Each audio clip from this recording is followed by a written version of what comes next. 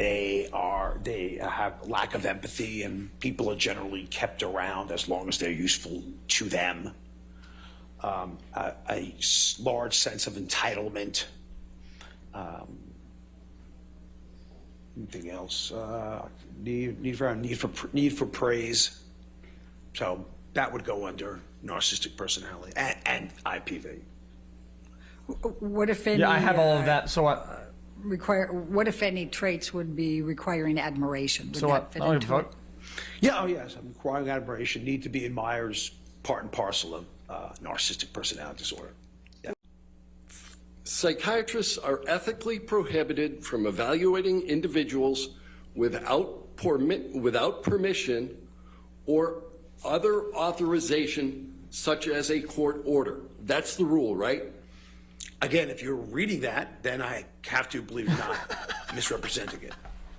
And I would come back to, again, then this whole thing on expert, we might as well get rid of all the expert witnesses we've had throughout all of time for court proceedings. Because what you're saying is unless a court orders it, and that's what you just said, or the APA said, then therefore expert witnesses cannot do an evaluation based on an observation of the medical records.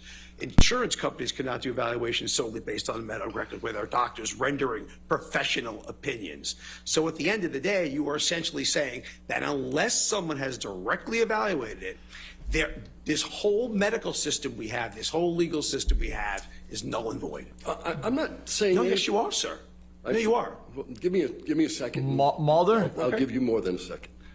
What I'm saying and what I am reading to you is a rule by your organization that takes into account that there could be court orders that would permit the exact kind of evaluation that you say I'm eliminating. And I think we're going in circles because I think I just said that means expert witness testimony would not be allowed, and the branch of forensic psychiatry would be especially hindered. And we know the branch of forensic psychiatry does not prohibit that. So I am a member of the APA. That doesn't necessarily mean every single thing they put in there, everybody has to uncategorically agree with, because clearly that's not the case. Did you agree in your deposition that the professional opinions you rendered were inconsistent with the Goldwater rule?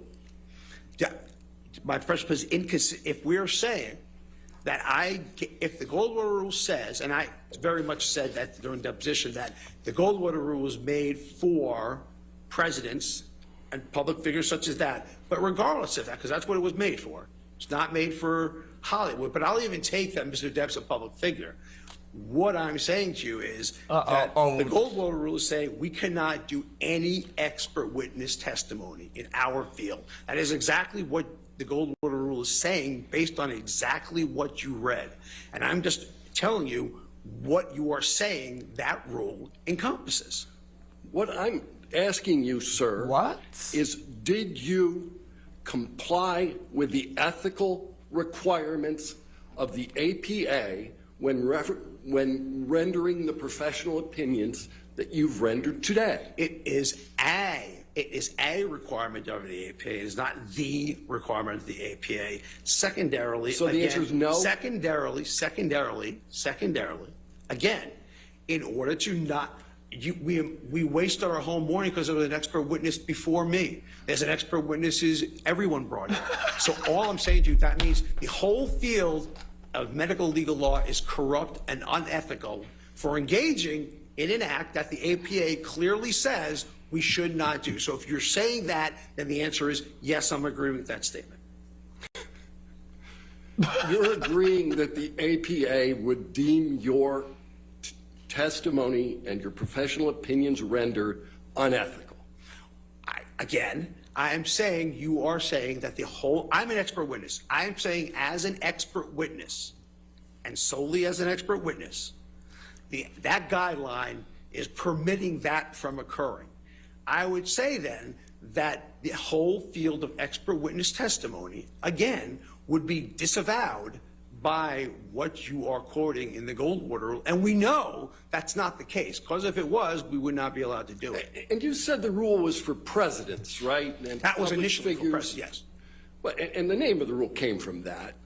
But the rule says it is unethical for a psychiatrist to offer a professional opinion about an individual. That's right, sir. It's not just presidents, it's not public figures, it's individuals. Funny, it was named after the... According to your logic, if you don't put something in the title, it's not true.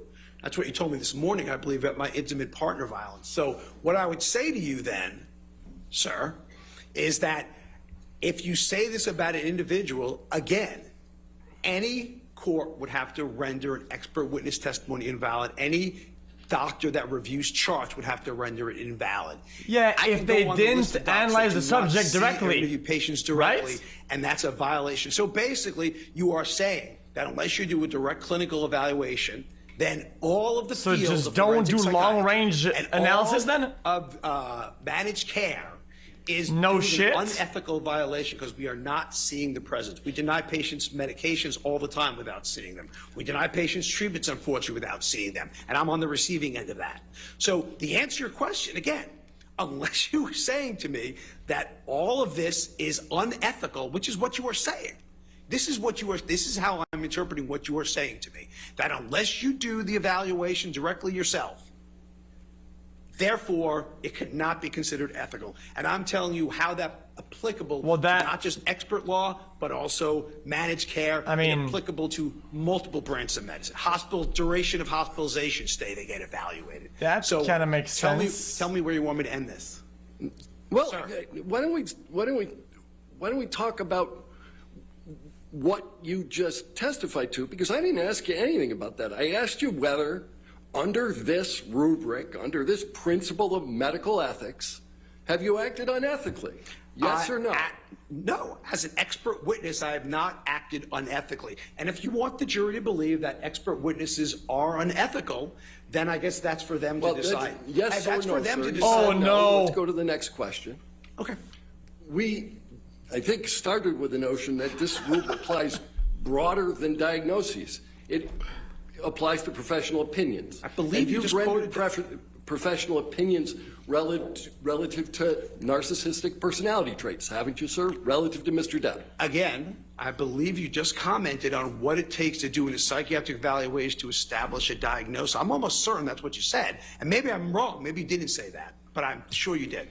And therefore, what I'm saying is neither IPV nor substance usage, nor narcissistic personality traits a psychiatric diagnosis. And then under the rubric of expert witness testimony, you are saying I acted unethically on the rubric of expert witness testimony. I get what he's saying. So if you, sir, would like to proceed that expert witnesses are unethical based on that, it's not a diagnosis. And waste everyone's time. I think it's fairly obvious. But thank you. Go ahead.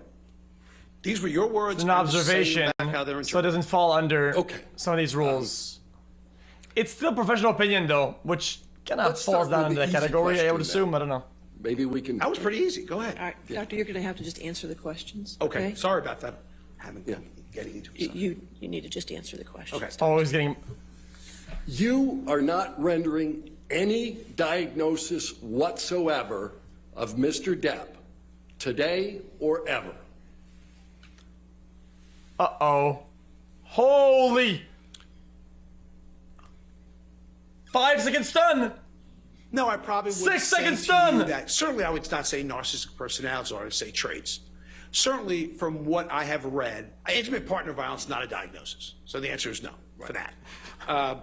Narcissistic personality traits is not a diagnosis. The answer is no. But if you want to tell me that substance use disorder is a psychiatric diagnosis, the answer is yes. And But that wasn't an issue, was it? Whether Mr. Depp used substances? I mean, you said you've gone through the record. That wasn't really an issue at this trial. He's said it from day one. Oh, so you're saying he's already admitted to the diagnosis? He's already admitted to the use of the substances. Narcissistic personality disorder. That is a diagnosis. Is a DSM-5 diagnosis. There you go. Correct? There you go. Diagnostic personality, and you haven't testified that Mr. Depp has narcissistic personality disorder, have you? I would certainly, if I didn't, I'm certainly thinking that, but at least I'm going to say he has traits which are characteristics of provisional diagnosis of It's a provisional diagnosis of probably narcissistic personality disorder. But yeah, I mean, I do believe that. Well, but when you say provisional diagnosis, let's go back again, and maybe we can focus on the question I ask you, and we can get an answer that's addressed to that question. Narcissistic personality disorder is a risk factor for... Hey! Let's go back again, and maybe we can focus on the question I ask you. Fucking chat. And we can get an answer that's addressed to that question. Narcissistic personality disorder is a risk factor for IPV. Yes or no? Yes. And you've previously testified that there is no literature at which you are currently aware that the mere presence of narcissistic traits is a risk factor for IPV. Am I answering the question? Yes. That's incorrect. You didn't testify to that. Cluster B traits, which narcissistic personality disorder is part of, Nobody is knows a what that huge means. risk factor for intimate partner violence, which include cluster B traits include narcissistic personality disorder, antisocial personality disorder, amongst others. So the answer to the question is every resource on intimate partner violence will support that cluster B traits, where narcissistic personality falls under, is a risk factor for intimate partner violence. Any single trait is a risk factor for IPV. Again, I will repeat, cluster B traits. I didn't say any trait. I said cluster. No, Let me be more precise then. Okay. Any narcissistic trait in and of itself is a risk factor for IPV. But you are mischaracterizing what I said. What I said, I'm pretty sure I said cluster. If you look at all the intimate partner violence literature, and I would behoove you to do so, you will see that cluster B traits, I didn't say narcissistic per se, cluster B traits, where narcissistic personality disorder is part of, are risk factors for intimate partner violence, part and parcel, uniformly true. And I'm not sure, the thing I don't understand is, I'm not sure why we're arguing psychiatry, because I'm telling you what it is. Dr. Siegel, you just need to answer the question. Okay. There's only been one diagnosis in court of personality disorders, correct? I'm not sure who you're referring to. Are you referring to Mr. Depp, Ms. Hurt? I'm not sure what you were talking about. Do you understand that there was a medical examination done of Ms. Hurt? Yes, I did. Do you understand that the testimony was ultimately that Ms. Hurt suffers from 2 personality disorders? Okay, so I'm just being specific. I just wanted to know if you're talking about Ms. Hurt or Mr. Depp. So that's all I was asking you. Yes or no to my question? Which was, there's only one diagnosis of, Ms. Hurt was diagnosed with that. Yeah, and both of the diagnoses are in cluster B, and both of them are risk factors for IPV.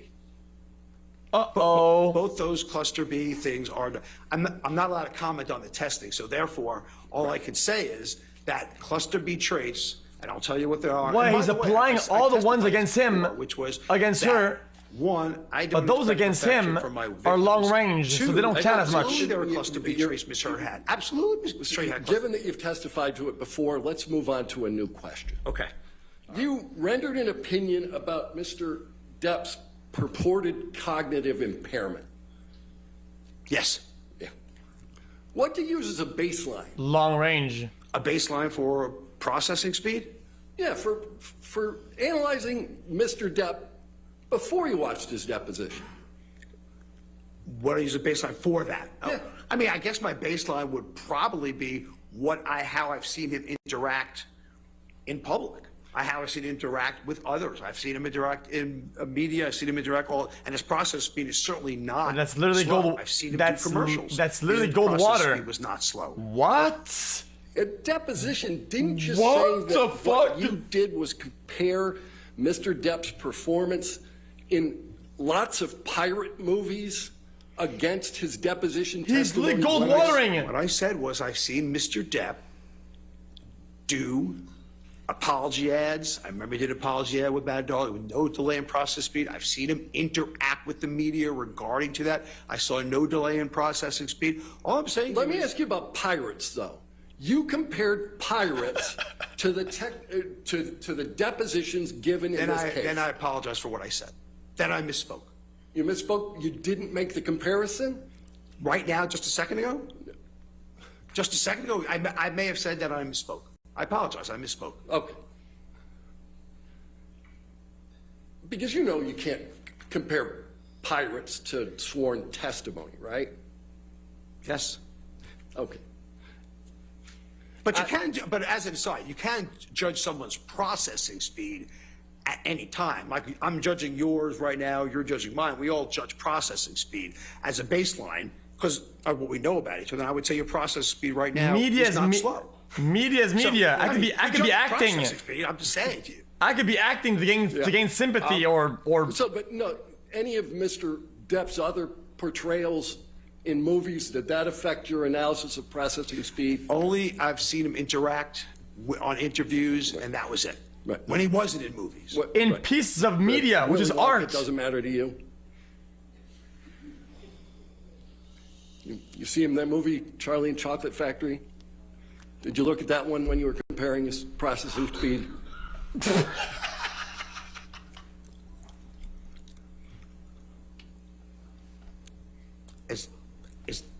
I have to answer that question, Your Honor? You have to answer questions. Yes, sir. No, you'll be happy to know I didn't see Willy Wonka I didn't see 21 Jump Street when it happened, or whatever it was about. No, I did not. All right. You made a very kind admission, I think, early on in your deposition. I mean, he got him. You're not claiming to be a better actor than Mr. Depp. That's correct, isn't it? 100%. All right. But with respect to acting, you know that actors actually rehearse for their parts and work on the language, diction, timing of their dialogue as part of that rehearsal? If you say that's, I'm not an actor, so I don't know what goes on. I can't tell you. I have no idea what goes on in acting. Okay, but you don't know enough about acting to know whether actors rehearse? Sir, I am not an expert in acting. I have no idea what an actor does. Oh Okay. my God. Just say yes and move on. Oh my God, this guy, dude.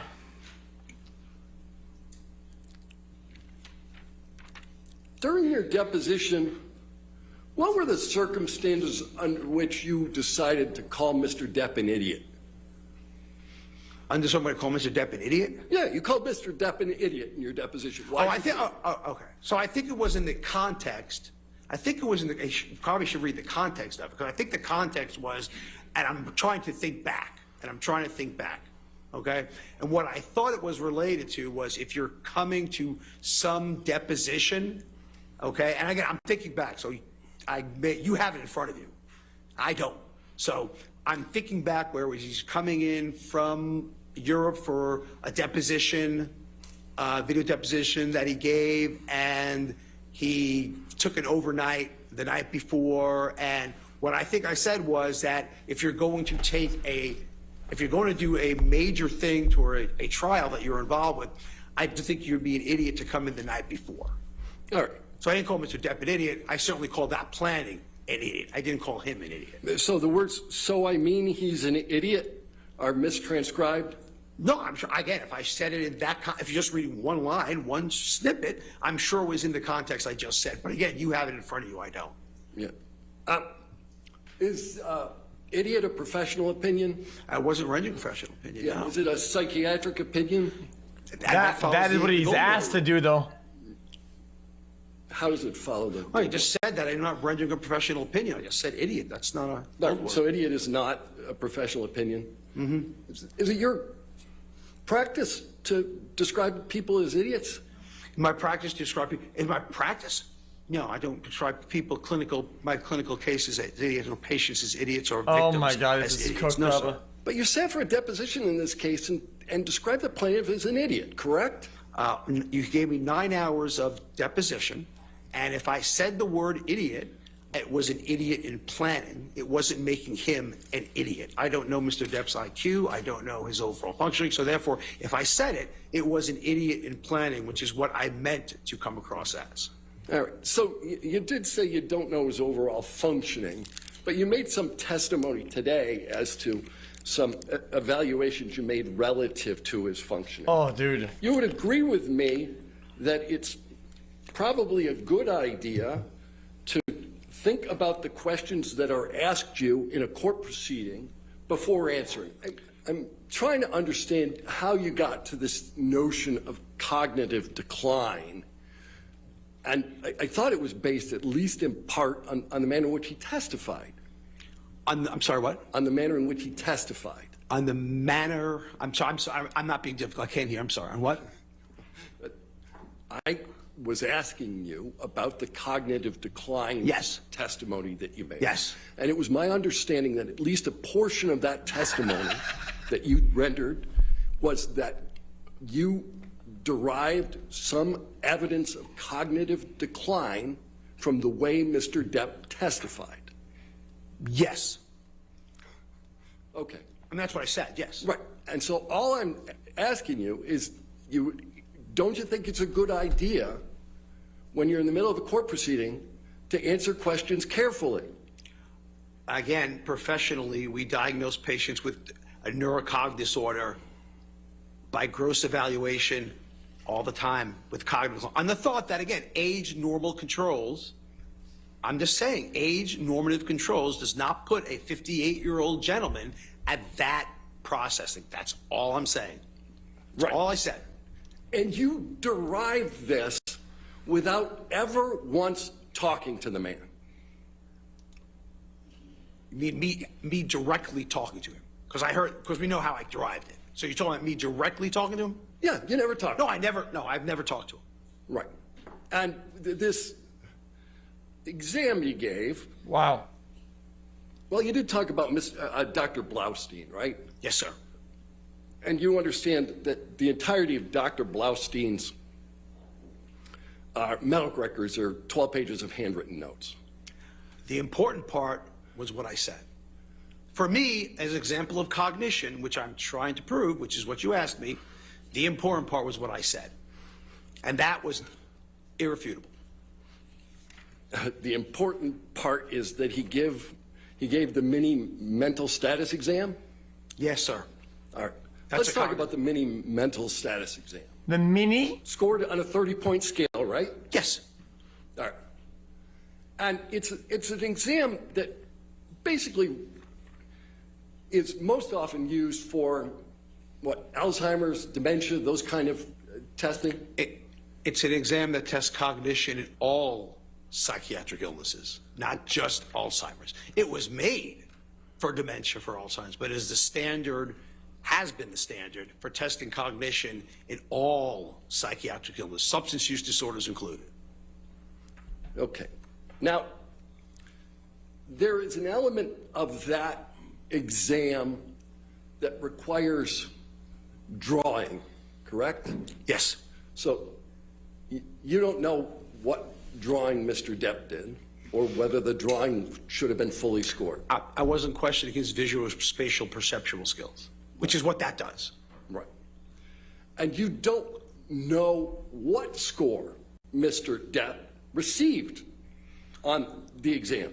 I was very specific. I know 3 words, not remembering at 5 minutes. That's all I said. 3 words, not remembering 5 one minutes. trait. And he remembered one of them, right? From what I understand, he didn't remember any of them. All right. Memory on the exam. Out of the 30 points, what's it worth? 3. 3, right? Memory is 3 out of the 30. Yeah, memory's 3. Okay. But again, the memory section in and of itself tests memory. So That's 3, the only question that tests and memory. he Only said he was section that impaired actually because tests of memory. 3. So the memory section tests memory. It's the only 10%. section you testified about. And for all you know, that with respect to the exam that you're relying on, Mr. Depp scored 27 out of 30. And that would be telling, though, cognitive, if you score 27 out of 30 and you miss 3 points on memory. That would be very telling. You don't know if Mr. Depp had been up all night the night before. Again, you wouldn't expect to not recall any words at 3 minutes unless there's a cognitive issue. You don't know if Mr. Depp was high.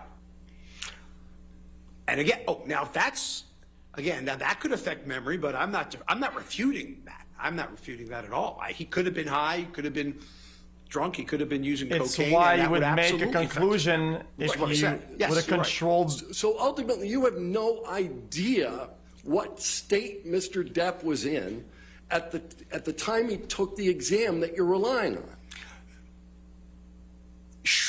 Short of what you just said about drugs and alcohol, okay, there shouldn't be a reason why a 58-year-old also with strokes and other neurocognitive conditions, but short of that, there shouldn't be a really good reason why someone at that age shouldn't come up with at least one. But an answer. But wait a minute, you started that question with short of drugs and alcohol, and spent 35 minutes talking about his use of drugs and alcohol. Isn't that right?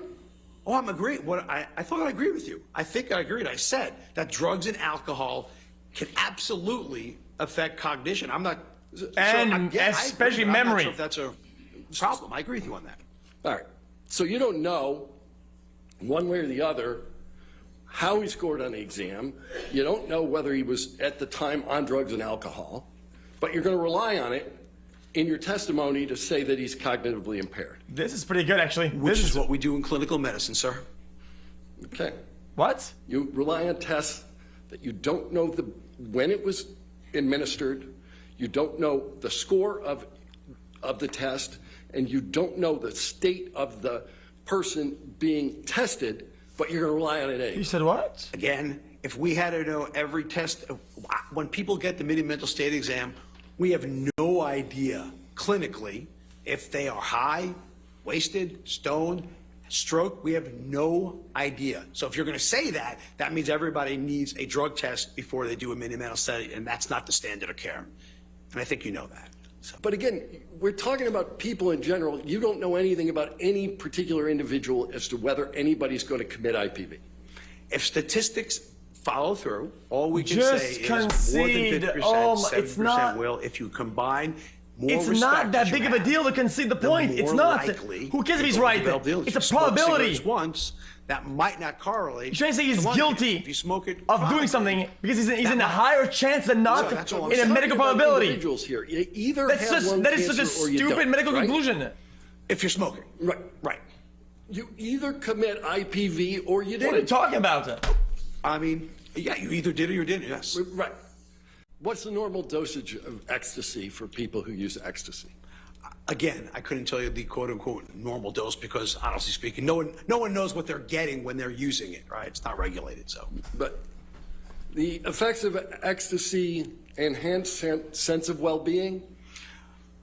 At low doses, the answer is yes. I'm going to gather when you're using it at higher doses and develop tolerance, you develop the sympathomimetic effects, which are not so enhanced well-being. Increased extroversion, that's a symptom? Again, at low dose, you are 100% right. At low amounts, you are 100% right. It is an adaptogen. We feel closer to people. That's what people who use it say. They feel close to people, warm to people, 100%. But with continual use and higher doses, it could be fatal. Seroquel. That one puts you to sleep, right? If you want to phrase a barbiturate putting you to sleep, then the answer is yes. Yeah, you heard Mr. Depp talking about sometimes being on the nod, right? And again, I think I explained Seroquel very well this morning. Good. I'm going to ask him a few more questions. Oh, okay. Okay. All right. You kept making references to street value. Why were you doing that? Because that's why people with substance use disorder use quetiapine and Seroquel. Say it again, I'm sorry. That's why people who use quetiapine or Seroquel can has cells on the street because it's so barbiturate-like in effect. Right, but you said that Mr. Depp had a prescription.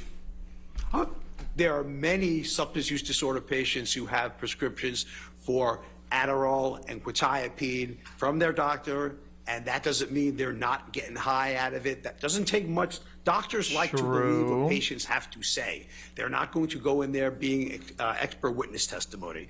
All I'm telling you is that in people who have substance use disorder, it is not uncommon. And the thought was initially that because quetiapine was not addicting, that it's safe to give in people with substance use disorders, when in fact, we absolutely know it has street value. We absolutely know that for a fact. Right, but my point about this is you made a bunch of testimony about street value, but you knew at the time you made the testimony that Mr. Depp, in fact, had a prescription. He also had a prescription for oxycodone and roxycodone. Does that count?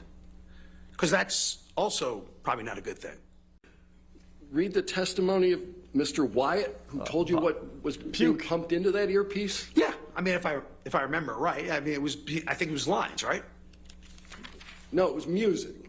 It was music, not his lines? Yeah. Okay. So if my Mr. God, Depp was listening to music rather than being fed his lines, does that change your opinion as to his cognitive function? He fell if he for was it. never fed his lines through the fell earpiece, which for I it. know he was, but read he was. And that may have been that example. Mr. Wyatt may have said that it was music. I guess the question is, were you having the music during the actual talking of your lines? Is that what you're saying to me? Well, you know, if you can do two things at once, that's a pretty high cognitive function, isn't it, sir? You know, it's a very good point, actually. Divided attention is something humans have a lot of trouble in. So, for instance, we have trouble driving and putting on the, using our cell phones and direct. So, divided attention, humans actually are not very good at.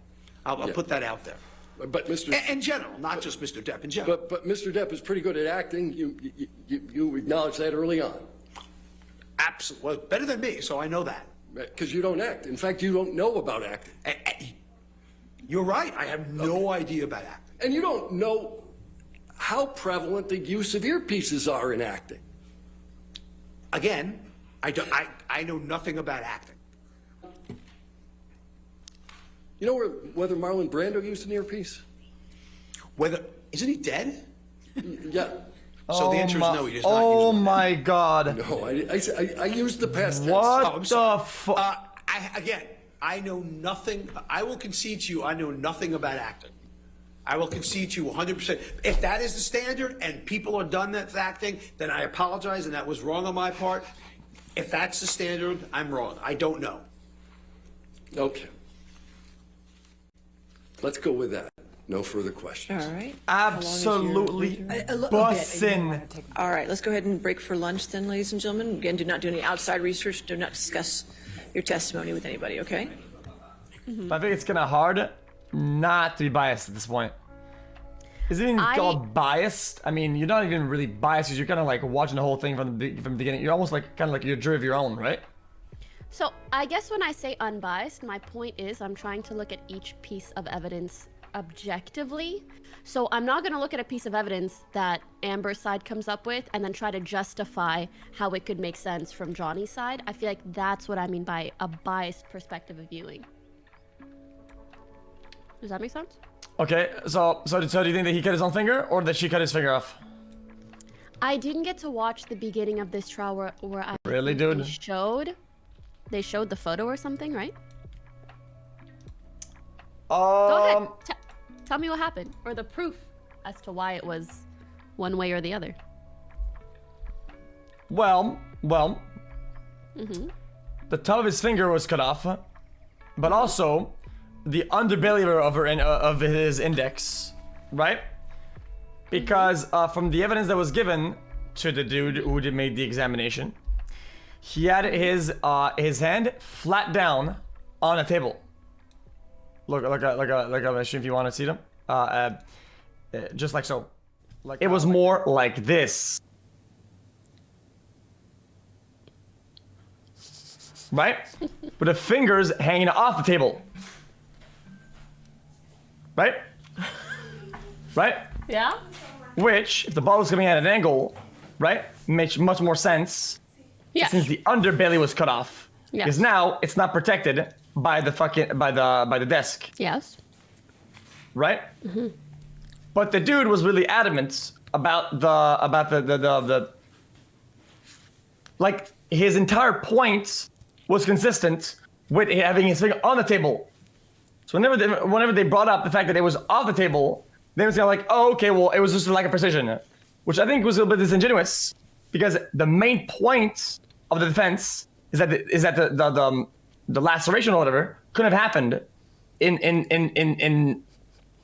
at the underside of the finger because of the angle of the finger. This is like a game changer, but it seemed like he was like downplaying the importance of that being a game changer, which I think was a big problem with his testimony. And I think they kind of got him good on that. Oh yeah, so you're essentially saying if his finger or his hand was a little bit further off, it would be really hard to slice it in the way that it was, or in the way that he claimed it was. No. Kind of like the opposite. The way that Amber's team gave the testimony or whatever, yeah, or maybe even skewed information, because it seemed like it was kind of skewed.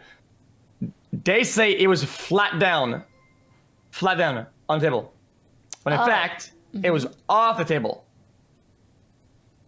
Therefore, the tip wouldn't be. I would assume it wouldn't be protected by the desk, right? But so then, how would you be able to cut further off under if his hand is like hanging over the table?